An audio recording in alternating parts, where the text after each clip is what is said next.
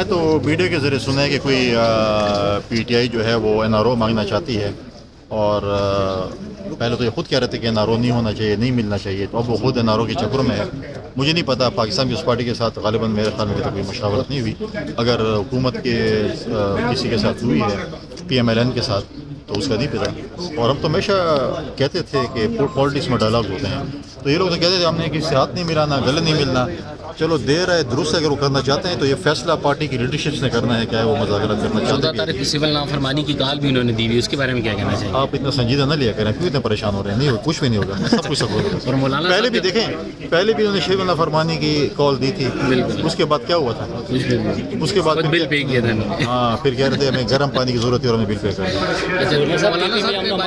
مولانا صاحب نے بھی تو آپ لوگوں نے ان کے ساتھ اس میں تھوڑی سی غداری کر دی ہے، جس پہ وہ تھوڑے سے ناراض ہیں۔ نہیں، میں نہیں سمجھتا کہ ایسا سچ کوئی غداری ہوئی یا کوئی چیز ہے، پالیٹکس ہے، اس کے اندر بل کیوں نہیں پاس کیا جا رہا؟ ڈائلاگز ہوتے ہیں۔ دیکھیں، بل تو 26ویں ترمیم بھی تھی، اس میں بھی بہت سے ایشوز تھے، ہم نے ڈائلاگس کیے، ہم بیٹھے، پھر پی ٹی آئی اور جے او آئی کا اپنے ایک متفقہ بل آیا، اس میں کوئی چیزیں ہم نے کوشش کی کہ ہم جتنے اس میں کوشچن دے سکتے تھے ہم نے دیا، اس کے بعد ہم نے، ورنہ ہم بل ایسے بھی پاس کر سکتے تھے، اگر وہ ہمارے ساتھ نہ ہوتے پھر بھی ہمارے ممبرس پورے تھے، ہم پاس کر سکتے، لیکن ہم نے کہا نہیں، پولیٹیکل فورسز کو اکٹھا ہونا چاہیے، جس میں پی ٹی آئی بھاگ گئی اور باقی جماعت آ گئی۔ تو مولانا صاحب کا جو بل ہے اس کے اوپر میں سمجھتا ہوں کہ بات چیت ہو رہی ہے، چیزیں ہو رہی ہیں، تو انشاءاللہ مل بیٹھ کر اس چیز کو ٹھیک ہے۔ سر، اس وقت مذاکرات کی بات چیت چل رہی، باتیں چل رہی ہیں حکومت اور پی ٹی آئی کے درمیان، تو اس میں پیپلز پارٹی بھی کوئی اپنا حصہ ڈال رہی ہے؟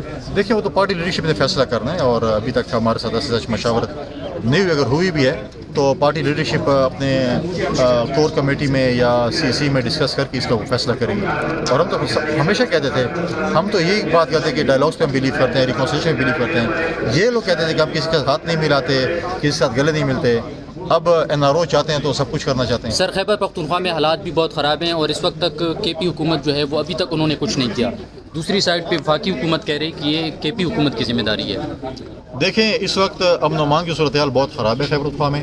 میں آپ کو اگر بات بتاؤں کہ کرم میں جو حالات خراب ہیں، اس وقت میرے انڈر جو ریڈ کریسنٹ ہے، انہوں نے وہاں پر کیمپ لگائے ہوئے ہیں، جہاں پر ہم 2 ٹائم کھانا بھی لوگوں کو دے رہے ہیں، گرم کپڑے بھی دیے، ٹینٹس بھی دیے۔ آج تک نہ صوبائی حکومت نے وہاں پر جو ہے کسی کو کھانا پرووائڈ کیا ہے، نہ گرم کپڑے پرووائڈ کیے ہیں۔ اگر آپ پی ڈی ایم اے کے آ کے ٹینٹس دیکھ لیں جو انہوں نے دیے ہیں، اس سے اچھا ہے کہ وہ نہ دیتے جس کوالٹی کے وہ ٹینٹس تھے، اور جو مجھے پتہ چلا ہے۔